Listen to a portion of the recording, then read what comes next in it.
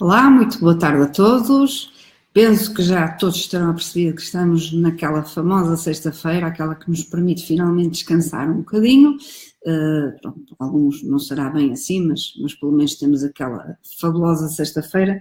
Porquê? Porque também traz estes vídeos fantásticos do Organiguro, que eu sei que vocês têm andado a ver e que espero que tenham, portanto, que vos esteja a ajudar. E hoje vamos falar de um tema que eu já percebi que atraiu realmente muitas pessoas, a desorganização, porque realmente é uma coisa que nos perguntamos muitas vezes o porquê de nós chegarmos a esta desorganização, porquê de não conseguirmos desbloquear e sair dessa desorganização. E realmente, como eu via, portanto, muita conversa a esse nível, mesmo com potenciais clientes e até com clientes minhas, achei que poderia ser realmente um tema engraçado para termos aqui nesta nossa conversa. E eu já vos vou explicar porque é que eu chamo isto de conversa, mas mais daqui a bocadinho. Portanto, desorganização é um tema que toca a todos, porque toda a gente passa pela desorganização, é verdade, até as professional organizers. Eu digo isto várias vezes, nós não somos nenhum seres sobre-humanos que temos a casa sempre perfeitinha, isso não existe, todas nós passamos por essa desorganização, muitas vezes temos as técnicas necessárias para sair dela. Uma frase que eu ouço sempre em situações de desorganização, sobretudo nas primeiras sessões com clientes, é realmente a famosa frase "não sei por onde começar". E é uma frase extremamente importante e já vamos ver porquê. Primeiro de tudo, é um momento de me apresentar, para quem não me conhece, meu nome é Rita Cárquio, eu sou Professional Organizer pela Organiguro, Serviços de Organização para particulares, já estou a ver aqui que a Mónica já se juntou a nós. Olá, Mónica. Portanto, Professional Organizer, infelizmente ainda não é completamente conhecido de todos, mas um dia o será, vamos torcer por isso, meninas. Professional Organizer, eu considero que uma Professional Organizer é uma coach, uma treinadora da organização. Portanto, eu acompanho os meus clientes durante as sessões de organização. O foco das nossas sessões pode ser um quarto, pode ser um armário, pode ser uma cozinha, mas no fundo, o foco são sempre as pessoas. Porquê? Porque eu no final das sessões eu quero deixar os meus clientes não só com uma assoalhada organizada, mas já com as ideias bem alinhadas. Olha a Mónica a dizer-me lá Mónica. Portanto, com as ideias bem alinhadas, bem alinhavadas, para depois poder dar continuidade. Portanto, mais uma vez, vou dizer aquele slogan que eu digo sempre, mas eu adoro esta ideia, eu dou a cana de pesca, eu não dou o peixe. Até porque pescar é muito mais engraçado do que ter assim o peixe, pronto, assim de mão dada, não é? É muito melhor. Mão dada não, mas pronto. É uma expressão assim, vocês deem-me um desconto, eu estou com pouquinhas horas de sono e pronto, ao final da semana, esta semana foi assim mais complicadota. Portanto, queria primeiro que tudo, antes de falar sobre causas de organização, falar sobre uma coisa que eu tenho sentido muito e sinto que as pessoas ainda são um bocadinho envergonhadas no que toca à desorganização. E queria de uma vez por todas dizer, não há vergonha nenhuma. Eu digo perfeitamente, eu de vez em quando sou desorganizada, tenho fases e todos nós as temos e não temos que ter vergonha nenhuma dessas fases. Muitas vezes nós temos aquele estigma de achar que como somos muito desorganizados e que se os outros veem que nós somos desorganizados vão achar que nós somos preguiçosos. E atenção, deixa aqui a ressalva, todos os casos que eu vi até hoje ainda está para haver um caso que eu possa dizer que seja preguiça. Muitas das vezes há outros problemas pelo meio, haverá falta de planos, haverá falta de prioridades, haverá talvez uma gestão do tempo que tem que ser trabalhada, mas preguiça, se vocês são produtivos no vosso trabalho e chegam a casa e não conseguem arrumar o vosso armário, isso não é preguiça, isso será outras coisas que nós já vamos ver a seguir. Mas vamos acabar com este estigma e daí eu falar em conversa, porque é a minha ideia vocês aproveitarem esta secção bonita dos comentários, eu estou aqui a apontar em baixo, para irem falando um bocadinho de situações que tenham tido e do que é que fizeram para sair dessas situações ou o que é que sentiram durante, portanto, essas situações de organização. Posso começar eu? Já agora, vamos expor um bocadinho, porque assim isso também faz com que vocês se sintam mais à vontade. Como eu digo, muitas vezes tenho fases, não é, em que sou um bocadinho mais desorganizada e depois consigo arranjar estratégias para sair dessas desorganizações. Isso é normal, são as fases da nossa vida. Quando nós temos mais trabalho, quando chega um novo filho, um novo emprego ou fazemos uma mudança de casa, essas situações são perfeitamente normais, não há que ter vergonha, mas eu lembro-me de uma situação que já aconteceu lá. muitos anos. Pronto, não sou assim tão velha, mas pronto, foi há muitos anos, foi no meu estágio, estava a estudar para ser professora de latim, grego e português, que é uma coisa extremamente útil hoje em dia, e o meu espaço mental na altura era realmente reduzido, estava a passar por uma situação realmente de grande saída da zona de conforto e as minhas energias estavam realmente muito em baixo. Por outro lado, ainda não havia ali grandes competências, portanto era realmente muito novinha, e lembro-me de ver esta mesa sempre a acumular livros e cadernos e folhas, e ficou ali o meu quarto ficou irreconhecível. E eu que até sou, pronto, desculpem eu ter uma gaja com a mania da organização, não me identifiquei com aquela situação, não me revi e lembro-me desta sensação pesada de não saber sair daquela desorganização, de olhar para aquela pilha e eu própria dizer, eu nem sei por onde começar. Isso, sobre isso é muito comum, depois pouco a pouco consegui sair dessa situação. Muitas vezes ajuda a termos realmente uma pessoa que possa dar-nos esse plano, essas prioridades que muitas vezes nos estão a faltar. Portanto, esta é a minha experiência, eu consegui depois sair dela, mas esta experiência para mim é muito importante porque eu venho aqui falar-vos dela também, porque sempre que eu estou com, agora juntou-se aqui a Diana, olá Diana, tudo bem? Sempre que eu estou com uma cliente que, portanto, eu sinto que ela está com alguma dificuldade em descrever a sua situação, sobretudo porque sente realmente esse peso, lembro-me especificamente desta situação pela qual eu passei durante o meu estágio e muitas vezes começo a descrever os sentimentos que a pessoa está a sentir e tenho a sorte das clientes se identificarem e dizer, olha, é exatamente isso que eu estou a sentir. E agora a Diana, que está aqui a dizer que finalmente apanhei-te em direto, muito obrigada Diana e gosto muito de ter por aqui mais uma vez. Pronto, mais uma vez deixo este repto, eu gosto de dizer réptil porque pronto, é engraçado, de deixarem um bocadinho das vossas histórias de organização nos comentários, pronto, acho que é sempre bom para ter uma conversinha. Próxima vez até trago uma cerveja, pode ser que anime um bocadinho as coisas, não demasiado, atenção. Portanto, esta situação é realmente muito específica para mim porque me ajuda a compreender melhor os meus clientes e ajuda a criar essa ponte de dizer, ok, eu percebo perfeitamente o que estás a passar e o caminho que nós temos que seguir é este. Portanto, falei aqui na primeira causa, que é realmente o assoberbamento, é talvez aquela que é mais forte, porque é essa falta de espaço mental que nós temos para resolver esse problema. O assoberbamento acontece numa situação de acumulação, portanto, a desorganização que vai havendo ao longo do tempo e que, lá está, a minha prima está aqui a fazer também, a falar sobre a procrastinação e foi uma boa deixa, minha prima, porque a procrastinação realmente está ligada diretamente ao assoberbamento, ou seja, quando nós passamos, é tal preguiça de que falávamos há bocado, não é preguiça, eu prefiro chamar de procrastinação por vários motivos. Esse assoberbamento, portanto, nós sentimos, a sensação é mesmo de um aperto, de sentirmos que temos uma tarefa muito grande pela frente, é uma tarefa nova que nós não estamos habituados a fazer, não temos delineado um plano, nem as prioridades, e daí que não sabemos por onde começar. Essa frase denuncia esse assoberbamento. E é preciso realmente um verdadeiro ato de coragem para se conseguir sair. O meu conselho, terem sempre alguém do vosso lado, chamem a vizinha, chamem a amiga. Eu já nem vou aqui vender o meu peixe, obviamente que se vocês tiverem uma professional organizer é realmente melhor porque vos dá umas dicas a mais, portanto, as técnicas de organização que nós vamos aprendendo ao longo do tempo, mas mesmo que vocês estejam com uma amiga que vos vá trazendo à tona d'água, porque essa sensação de assoberbamento é mesmo muito forte e leva à tal procrastinação de que está aqui a falar a Mónica. Portanto, de seguida, eu vou falar-vos de uma coisa que tem sido muito falada ultimamente, sobretudo no âmbito do empreendedorismo, que é a nossa famosa zona de conforto, não é? Aquela zona de conforto que é um bocadinho odiada,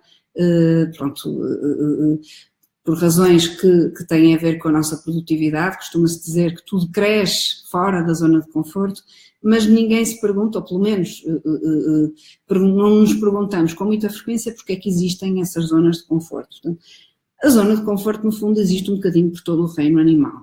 Tem outro nome, chama-se instinto de sobrevivência, e os animais sabem muito bem o que é isso. Portanto, se falarmos, por exemplo, dos cães da pradaria, o instinto de sobrevivência ou a zona de conforto deles permite mantê-los dentro da toca, no cantinho da toca deles e não no perigo que é estar cá fora. Portanto, eles só saem cá fora mesmo quando há uma situação que realmente é mais, digamos, prioritária e que têm que sair, mas sempre que acontece uma saída de um cão para a areia da toca, digamos assim, por nenhum outro motivo, aí considera-se que é uma anomalia. Portanto, as zonas de conforto, no fundo, existem um bocadinho para proteger. Vou dar aqui um exemplo muito específico que eu acho fabuloso e provavelmente já conhecerão, não é?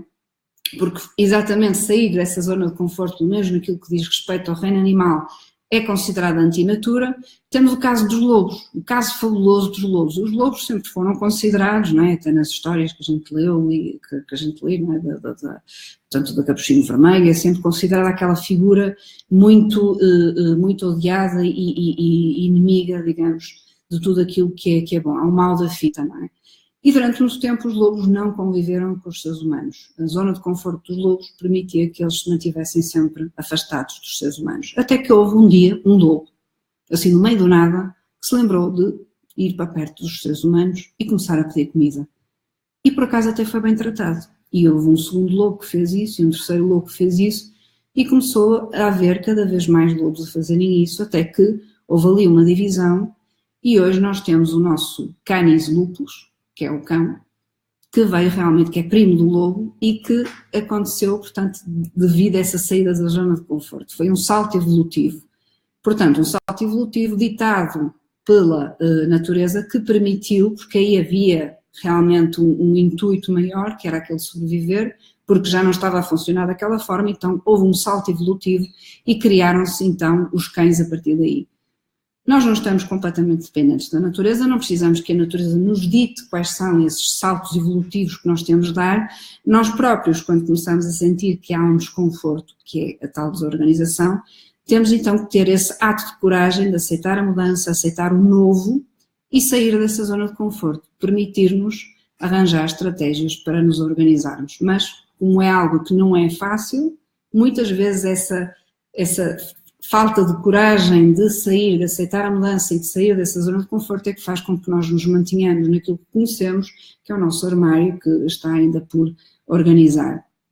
Outra causa muito, muito importante e muito menosprezada que leva à desorganização tem muito a ver com aquilo que é o início. Não é? Nós temos uma casa nova e pronto, e trazemos as coisas para dentro da casa e aquele entusiasmo inicial, pomos as coisas dentro dos armários, pomos as coisas dentro do nosso armário da roupa e na altura não estamos a pensar num sistema pré-estabelecido. Sabemos que queremos guardar as coisas todas, às vezes até deixamos uma caixa ou outra, mas não estamos a pensar num sistema que possa funcionar connosco, não fizemos aquela paragem inicial para dizer, ok, se calhar faz mais sentido, pela frequência de uso, isto ficar aqui e isto ficar aqui em baixo, este é o sítio dos sapatos, este é o sítio dos vestidos, e não havendo esse sistema, as coisas estão condenadas à partida, ou seja, a primeira vez que vocês vão utilizar o armário, as coisas vão estar sempre a mudar de sítio, e daí cria-se a desorganização, e isso ao longo do tempo vai acumulando e leva ao quê? Ao assoberbamento que falávamos há bocado. Portanto, a falta de sistema pré-estabelecido. Sistema pré-estabelecido e falamos também de rotinas ou aquilo que eu gosto de chamar os automatismos. Muitas vezes até podemos ter um sistema e um sistema que até funcione bem, mas se nós não vamos criar os automatismos suficientes para dar, portanto, para pôr a funcionar esse sistema, depois acabamos por cair então nesse erro de acumular essa desorganização.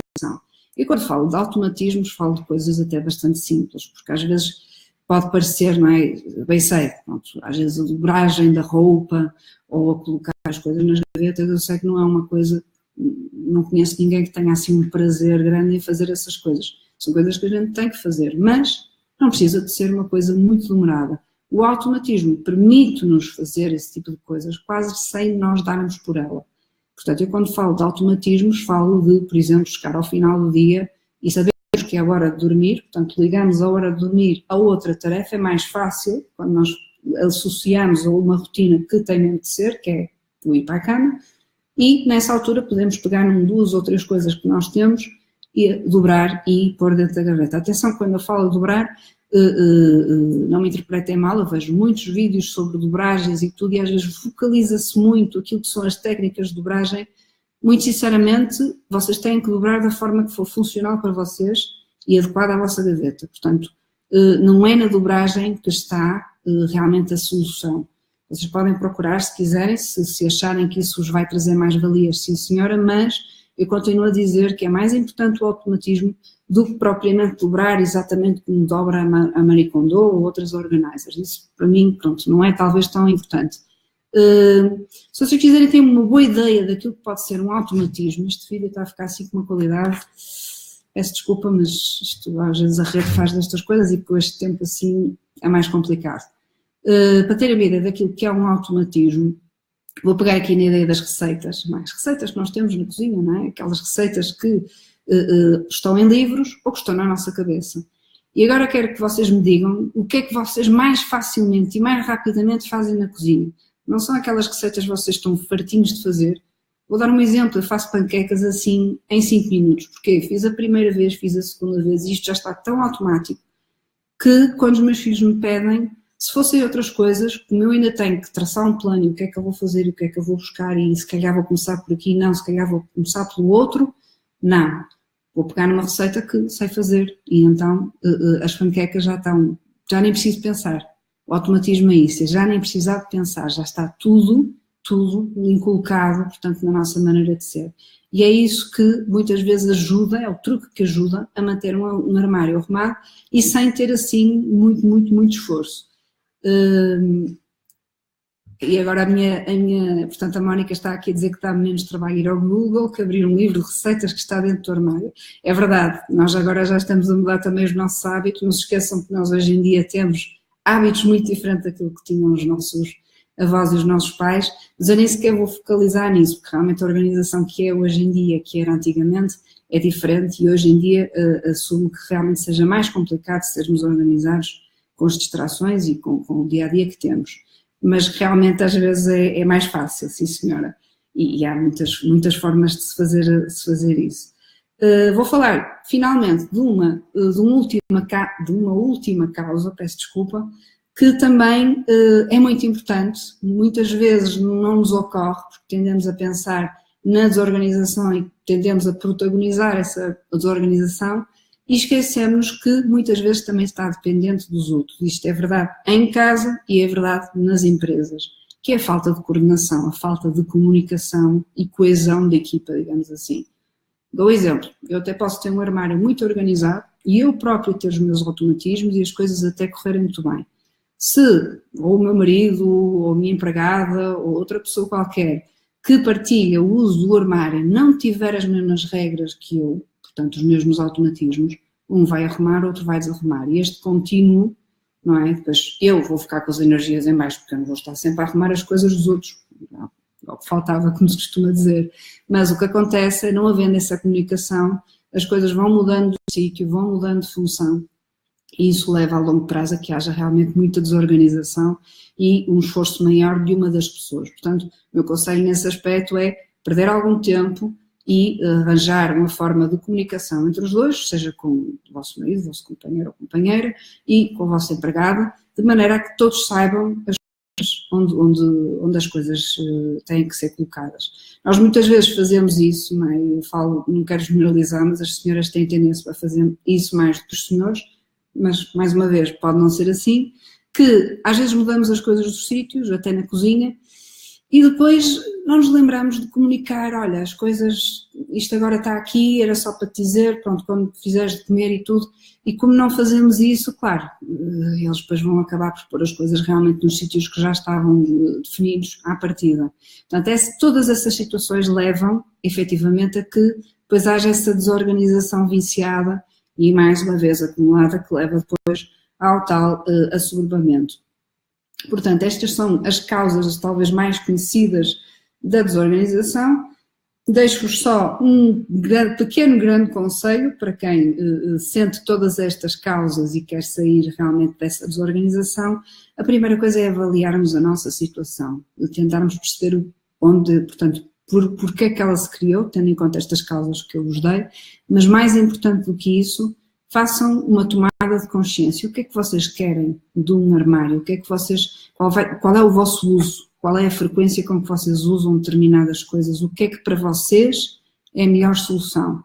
Portanto, a isto chama-se, e juntando a isto também, tem de considerar também as vossas manias, os vossos maneirismos, tudo isso. Portanto, uma coisa que está a ser organizada para vocês. E eu não falei aqui há bocado, mas eu quando falo em organização, atenção meninas, que isto não é algo não é perfeição. Não é? Quando falo em organização, eu não falo, e muitas vezes há essa expectativa, daquelas fotografias, não é? Das casas super, super organizadas, que eu às vezes me pergunto se vive lá alguém, não é?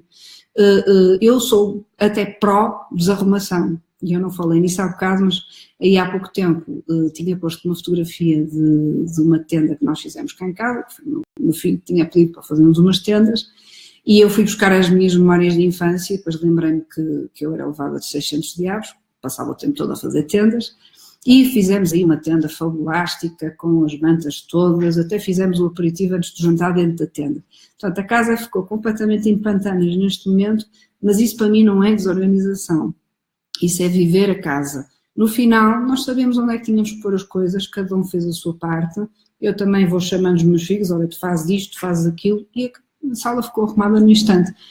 Quando nós não temos organização é quando não sabemos o passo que nós vamos fazer a seguir, portanto, as casas têm que ser vividas, portanto, não é perfeição. Portanto, só fechar aqui este parênteses, não criem essas expectativas, as coisas têm de ser funcionais para vocês. A funcionalidade é mais importante do que propriamente a perfeição.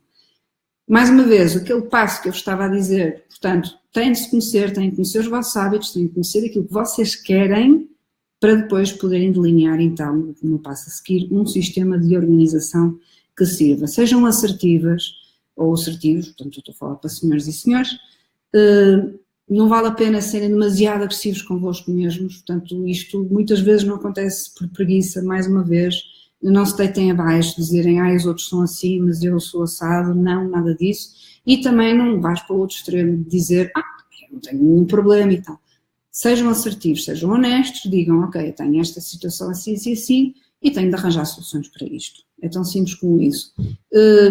Mais passos que eu vos possa dar, portanto, sempre que passarem por esta experiência, anotem sempre aquilo que querem antes e não se esqueçam de fazer uma avaliação no final. Isto é sempre muito importante, avaliarmos os resultados, meio caminho andado para termos realmente esse sucesso. Finalmente, queria só deixar aqui mais uns avisos relativamente a um artigo que vai sair na próxima semana, o meu primeiro artigo de março. Vou falar um bocadinho sobre compras e espero que vocês gostem. É mais umas dicas, não propriamente dentro de casa, mas que podem ajudar a manter a organização em casa. E falo-vos também da oferta que eu tenho durante este mês de março, mais uma vez uma oferta de uma sessão de organização de 2 horas. Vocês agora têm estas dicas todas no vídeo, agora também um dos passos poderia ser, ok, sim senhora, quero sair desta situação e posso experimentar 2 horinhas de Professional Organizer, assim também fica a conhecer. Desculpem um bocadinho vender o meu peixe, mas acho que se eu não tivesse a certeza de que isto não seria uma mais-valia para vocês, claro que não falaria nisto, mas como eu sei que eu estou aqui para vos ajudar e que posso ser uma grande, grande mais-valia, daí eu falar-vos desta oferta. Quero realmente ajudar-vos a sair dessas situações. Finalmente, muito obrigada por terem estado, a minha prima pelos comentários que fez e à Diana que também esteve aqui presente e até sempre, até próxima sexta-feira. Pronto, é assim. Muito boa tarde e obrigada.